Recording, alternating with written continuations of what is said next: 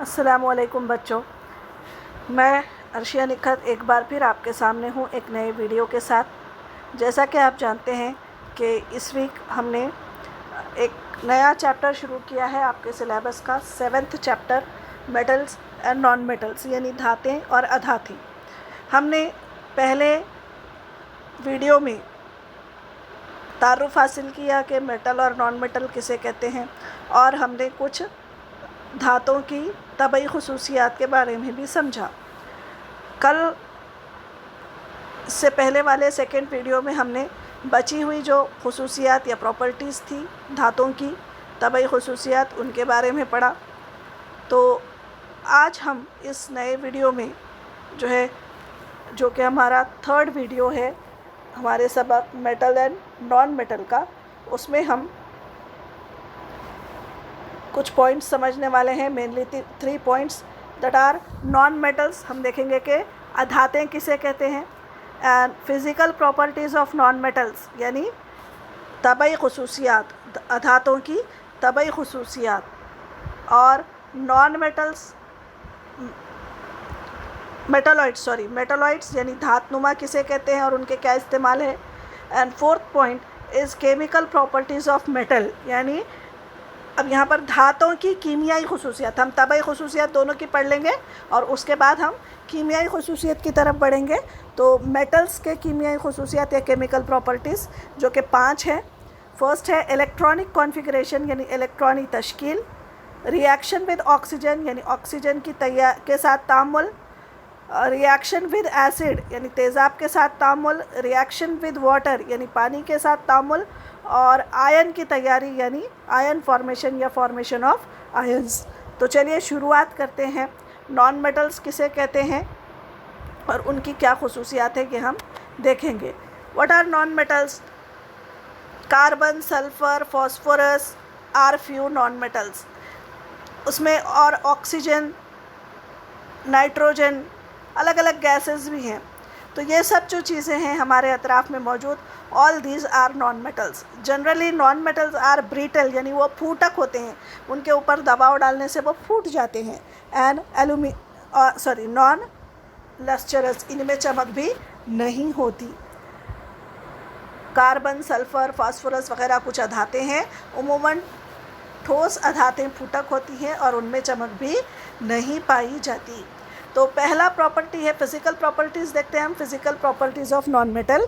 तो पहली physical property है फिज़िकल स्टेट। जैसा कि जितने खुसूसियात हमने मेटल्स में पढ़े थे, मेटल्स के खुसूसियात वर्क पजीरी, तार पजीरी, conduction of heat, conduction of electricity, ये सब हम नॉन मेटल्स के भी बारे में देखेंगे और आपको समझने में बहुत आसानी होगी। बस दिमाग में बिठा लीजिए जो खुसूसियात धातों में है वो अधातों में नहीं है, इसीलिए उनको अधात कहते हैं।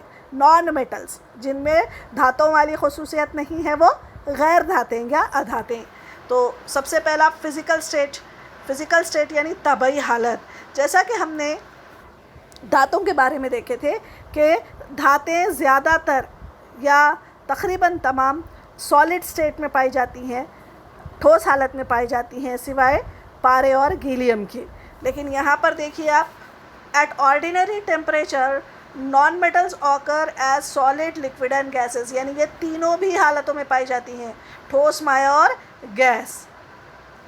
फॉर एग्ज़ाम्पल सॉलिड जो नॉन मेटल्स है वो है कार्बन, सल्फ़र और फॉस्फोरस। यानी कार्बन, फॉस्फोरस और सल्फ़र ये जो है वो ठोस हालत यानी सॉलिड स्टेट में पाए जाते हैं। The non metals which occur in liquid state is bromine, वो ब्रोमीन है जो माय हालत में पाई जाती है।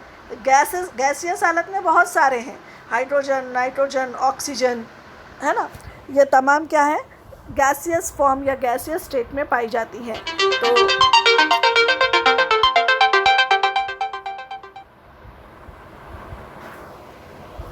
हाँ, दूसरी खुसूसियत है चमक यानी lustre. Non metals do not have lustre except diamond and iodine crystals. जो हमने देखे कि धातों में चमक पाई जाती है, ख़ास चमक उनमें पाई जाती है, उसको लस्चर या धाती चमक कहते हैं। इसके उल्टा all the non metals they do not have lustre और मेटालिक लस्टर। तो एक्सेप्ट, यहाँ पर एक्सेप्शन है, कार्बन का एक फॉर्म होता है डायमंड। आपको पता है डायमंड दुनिया की जो है चमकदार शय है, सबसे चमकदार। एंड आयोडीन, आयोडीन भी एक नॉन मेटल है, लेकिन उसके जो क्रिस्टल्स यानी उसके जो है ज़र्रात होते हैं, खलमें होती हैं, वो चमकदार होती हैं। और कुछ धातें बेरंग होती हैं, यानी some non metals are colourless while some have different colours. You all know about the colour of coal, यानी कोयले का कलर कैसा होता है? काला। हम मिसाल भी देते हैं कोयले की तरह काला। सल्फ़र इज़ येलो, यानी सल्फ़र का रंग पीला होता है। एंड ब्रोमीन इज़ ब्राउन, जबकि ब्रोमीन का रंग ब्राउन या खाकी होता है। उसके बाद देखते हैं ब्रिटलनेस। ब्रिटलनेस कहते हैं फूटकपन, फूट जाने की खसूसियत। Take coal and hammer it, यानी आप कोयला लेकर उसके ऊपर क्या करिए? मारिए, उसको ठोकिए, क्या होगा? वो पाउडर में तब्दील हो जाएगा।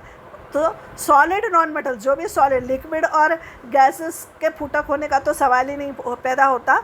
जो सॉलिड चीज़ें या सॉलिड नॉन मेटल्स है उनके बारे में हम बात कर रहे हैं। Solid non metals are brittle, brittle यानी फूटक, जिनमें फूटने की सलाहियत होती है। और कुछ धातें मुलायम होती हैं, जैसे कि है ना, कार्बन यानी कोयला।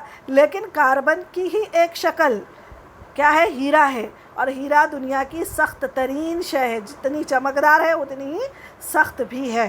तो ये एक्सेप्शन है, जैसे हम वहाँ पर एक्सेप्शन देख रहे थे, है ना, वैसे उसी तरह यहाँ पर भी कुछ एक्सेप्शन हैं। Fourth property is ductility and malleability. As the non metals are brittle one, they are neither ductile nor malleable, यानी क्योंकि इसमें फूटने की, जैसे ही आप इनको तार और वर्क बनाने के लिए हमको क्या करना पड़ता है? इनके ऊपर ज़र्ब लगानी पड़ती है, इनको ठोकना पड़ता है। लेकिन ये फूटक होने की वजह से उस ज़र्ब और उस मार को बर्दाश्त नहीं कर सकते, इसलिए इनके तार और वर्क नहीं बनाए जा सकते, यानी इनमें तार पजीरी और वर्क पजीरी की खसूसियत मौजूद नहीं होती। Next is conduction of heat and electricity, यानी हरारत और बर्फ़ के मौसिल। तो metals are good conductors of heat and electricity, but non-metals are bad conductors of heat and electricity except graphite। ये भी एक कार्बन का ही एलोट्रॉप या रूप है, लीड, जो ग्रेफाइट है, जो आपके पेंसिल की लीड होती है वो ग्रेफाइट की होती है। समझ में आई बात? And that graphite is good conductor of electricity. समझ में आई बात? उसके बाद है density. Non metals have low densities, क्योंकि इनमें से ज़्यादातर जो है गैसियस फॉर्म और लिक्विड फॉर्म में है, इसलिए इनकी जो डेंसिटी है वो कैसी है? बहुत कम होती है। मुकाबले में किसके मुकाबले में? मेटल्स के मुकाबले में। 7 is melting and boiling point, क्योंकि वो धातें जो है सॉलिड फॉर्म में है ना, सॉलिड हालत में है, सख्त हैं, उनमें सख्ती पाई जाती है और ये नर्म होते हैं, तो उनकी डेंसिटी उनका नुक्ते पिघला और नुक्ते जोश यानी बॉइलिंग पॉइंट और मेल्टिंग पॉइंट कैसा है? बहुत हाई होता है। लेकिन उसके बरक्स यहाँ पर जो धातें हैं, they have low melting and boiling points. Exception the solid non metal carbon and boron melt at high temperature. सिर्फ और सिर्फ कार्बन और बोरॉन है जो है ज़्यादा दर्जे हरारत पर पिघलते हैं। तो this was all about the physical properties of non metal, यानी अधातों की तबई खुसूसियात। हमने आपको होमवर्क के क्वेश्चन में दिया हुआ है कि धातों और अधातों के तबई खुसूसियात में आपको फ़र्क लिखना है, डिफरेंस लिखना है। तो with the help of these points you can write that answer of the question. Now next point, metalloids. हमने जब क्लासिफिकेशन ऑफ एलिमेंट्स देखे थे तो उसमें हमने देखा था कि elements are classified in 3 parts, that is metals, non metals and metalloids. तो व्हाट आर नॉन मेटल? हमारे सबक का नाम तो मेटल नॉन मेटल है, लेकिन ये मेटालॉइड्स, ये थर्ड क्या पार्ट है देखेंगे। Some elements such as arsenic, silicon and germanium, antimony have properties which are intermediate between metals and non-metals. Such elements are called as metalloids। यानी कुछ अनासिर, कुछ खुसूसियात धातुओं के भी उनमें ज़ाहिर होते हैं और कुछ खुसूसियात अधातुओं के भी। इस दोनों के खुसूसियात ज़ाहिर होने की वजह से उनको ना तो हम धात कह सकते हैं और ना अधात। तो क्योंकि इनमें दोनों की खुसूसियात पाई जाती हैं, इसलिए हम इनको धात नुमा कहते हैं। धातों की खुसूसियात जैसे धात जैसे arsenic AS, silicon SI, germanium GE, antimony SB, ये धात और अधात दोनों की खुसूसियात इनमें पाई जाती है, इसलिए ऐसे अनासिर को हम क्या कहते हैं? धात नुमा कहते हैं। चलिए आगे बढ़ते हैं। केमिकल प्रॉपर्टीज़ ऑफ मेटल्स, धातों की कीमियाई खुसूसियात। अब बारी ख़त्म हो गई किसकी? तबई खुसूसियात की। अब किसकी बारी है? कीमियाई खुसूसियात की। तो उसमें पहली खुसूसियत या प्रॉपर्टी है इलेक्ट्रॉनिक कॉन्फ़िगरेशन या इलेक्ट्रॉनिक तश्कील। ये पॉइंट आपके लिए थोड़ा सा नया है क्योंकि आपने नहीं पढ़ा। हमने 5वां चैप्टर 6ठा चैप्टर पढ़ाने के बजाय हमने डायरेक्ट आपको 7 चैप्टर पढ़ाया है। तो इसमें जो है आपको ये पॉइंट थोड़ा सा इन शॉर्ट समझ लीजिए। जब हम वो चैप्टर्स पढ़ेंगे तो इन पॉइंट्स को हम डिटेल में जानेंगे। इलेक्ट्रॉनिक तश्कील सबसे पहले देख लीजिए। इलेक्ट्रॉनिक कॉन्फ़िगरेशन किसको कहते हैं? Electronic configuration is nothing but the distribution of electrons present in the atom of an element. it is nothing but the distribution of that electrons into different orbits. हमारा जो atom होता है, for example I will draw here, suppose this is our nucleus of any element. इस तरीके से उनके अतराफ में क्या होते हैं? ऑर्बिट्स या मदार होते हैं, और उनमें ये न्यूक्लियस को छोड़ दें अगर आप, तो बाकी के जो मदार होते हैं, जैसे 3-4 मदार K L M N है ना, कैसे 4 मदार होते हैं।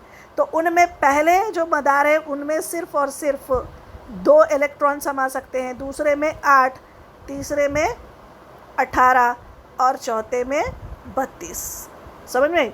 तो जितने इलेक्ट्रॉन्स किसी भी एक एलिमेंट के जौहर में होते हैं उसको हम डिस्ट्रीब्यूट करते हैं, पहले में 2, दूसरे में 8, तीसरे में 18, चौथे में 32 के हिसाब से। इसी को इलेक्ट्रॉनिक कॉन्फ़िगरेशन कहते हैं। अब ये आपके शायद उतना समझ में ना आए, लेकिन आप सिर्फ इतना ध्यान में रखिए कि एटम्स जो होते हैं एलिमेंट्स के, उनमें इस तरीके के ऑर्बिट्स या मदार पाए जाते हैं सर्कुलर, और उसमें इलेक्ट्रॉन्स रिवॉल्व करते हैं, घूमते रहते हैं इलेक्ट्रॉन्स। तो वो इलेक्ट्रॉन्स, पहला जो होता है इनर मोस्ट जो ऑर्बिट होता है, उसकी कैपेसिटी सिर्फ 2 ही है, यानी उसमें सिर्फ 2 इलेक्ट्रॉन्स आ सकते हैं। सेकेंड वन जो होता है उसमें सिर्फ 8 आ सकते हैं, थर्ड वन में 18 आ सकते हैं, फोर्थ वन में 32। तो अब इसी हिसाब से अब समझ लीजिए किसी एलिमेंट के पास 2 ही इलेक्ट्रॉन है तो वह सिर्फ इनर मोस्ट ऑर्बिट में ही आएगा, यानी 2 ही उसके पास है, उसके पास ये बाकी के जो ऑर्बिट्स है वो मौजूद नहीं होंगे। इस तरह के डिस्ट्रीब्यूशन को हम इलेक्ट्रॉनिक कॉन्फ़िगरेशन कहते हैं। समझ में आया? तो यहाँ पर देख लीजिए अब इलेक्ट्रॉनिक कॉन्फ़िगरेशन मेटल्स का कैसा होता है। Electronic configuration is the basis of chemical behaviour of elements. किसी भी एलिमेंट का जो कीमियाई तौर पर अमल करने का जो इन्हिसार होता है या बेस होता है, वो किस पर मुनहसिर करता है, किस पर डिपेंड करता है? It depends on electronic configuration of that element. समझ में आया? अब यहाँ पर इस एलिमेंट, फॉर एग्ज़ाम्पल यहाँ पर हम लेते हैं 3 एलिमेंट्स। हाँ, और एक बात याद रखिए कि जो मेटल्स हैं उनके इलेक्ट्रॉनिक कॉन्फ़िगरेशन की एक ख़ास बात होती है कि उनके लास्ट ऑर्बिट में कम इलेक्ट्रॉन्स होते हैं, यानी दे ओनली हैव 1, 2 और 3 electrons in their outermost shell. ये जो सबसे बाहर का शेल या खौल है उसमें 1, 2 या 3 ही इलेक्ट्रॉन्स मौजूद होते हैं। हम एग्जांपल्स देख लेते हैं। फॉर एग्ज़ाम्पल हम पहली जो मेटल ले रहे हैं सोडियम। सोडियम की अलामत क्या है? Na। उसका जौहरी अदद यानी एटॉमिक नंबर क्या है? 11। इसका क्या मतलब हुआ? उसके पास 11 इलेक्ट्रॉन्स एंड 11 प्रोटॉन्स होते हैं। समझ में आया बात? प्रोटॉन्स की जो तादाद होती है, the number of protons present in an atom is called as its atomic number, यानी किसी भी अंसर के जौहर में मौजूद प्रोटॉन की तादाद उसका जौहरी अदद कहलाती है। तो अब 11 इलेक्ट्रॉन है तो पहले में हम कितने समा सकते हैं? सिर्फ 2, दूसरे में 8 और तीसरे में बचा हुआ 2 और 8 10 हो गए। इसके पास कितने इलेक्ट्रॉन है? 11। 2 और 8 बचने के बाद तीसरे के पास कितने चले जाएंगे? 1, यानी 2 और 8 10 और 1 11। और इसी तरीके से दूसरी धात है मैग्नीशियम, जिसका एटॉमिक नंबर है 12, यानी उसके पास कितने इलेक्ट्रॉन्स हैं? 12। तो पहले में 2, दूसरे में 8 हो गए 10, बचे कितने? 2। कहाँ पर जाएंगे? थर्ड ऑर्बिट में। That means 2, 8, 2। Likewise in aluminium 13 electrons are present and they are distributed as 2, 8, 3. ये 2, 8, 1, 2, 8, 2, 2, 8, 3. This is nothing but these are nothing but the electronic configuration of the elements sodium, magnesium and aluminium respectively. Understood? तो इतना ही आपको याद रखना है कि in metals they have 1, 2 or 3 electrons in their last orbit. Understood? यानी धातुओं के जौहरों के आखिरी मदार में 1, 2 या 3 इलेक्ट्रॉन पाए जाते हैं। अब next point is formation of ions, यानी आयन की तैयारी। Metals have a tendency to lose their valence electrons to form positively charge ions, that is cations. यानी धातुओं में अपने गिरफ्ती मदार से इलेक्ट्रॉन खोकर मुस्बत बरखीदा आयन यानी कैटायन तैयार करने की सलाहियत होती है। अब ये गिरफ्ती मदार किसे कहेंगे? जो लास्ट ऑर्बिट होता है ना, लास्ट ऑर्बिट जिसमें 1, 2 और 3 इलेक्ट्रॉन्स है, उस ऑर्बिट या खोल को हम गिरफ्ती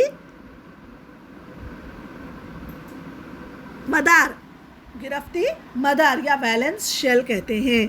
तो धातुओं में ये खुसूसियत होती है कि वो अपने आखिरी मदार के इलेक्ट्रॉन्स को खो सकते हैं। हम ऊपर जो हमने मिसालें लिए हुए सोडियम, मैग्नीशियम, एल्यूमिनियम, उनकी ही लेते हैं। सोडियम को आपने देखा कि 11 electrons are there, so its electronic configuration is 2, 8, 1। तो ये सोडियम के पास क्या सलाहियत है? उसके आखिरी मदार में कितने इलेक्ट्रॉन है? ओनली 1।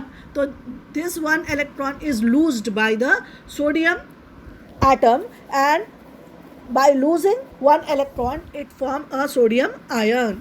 यानी सोडियम एक इलेक्ट्रॉन जब किसी के पास से चले जाता है तो उसके ऊपर एक पॉजिटिव चार्ज आ जाता है।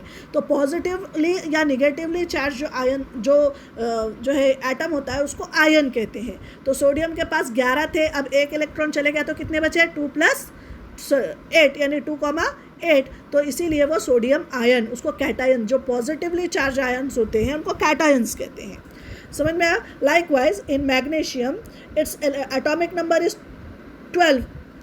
यहाँ पर गलती से मैंने 1 लिख दिया है बच्चों, थोड़ा सा ध्यान दीजिए, यहाँ आप 2 कर लीजिएगा, ठीक है? कहाँ की बात कर रही हूँ मैं, आपको समझ में आया? This should be 2, okay?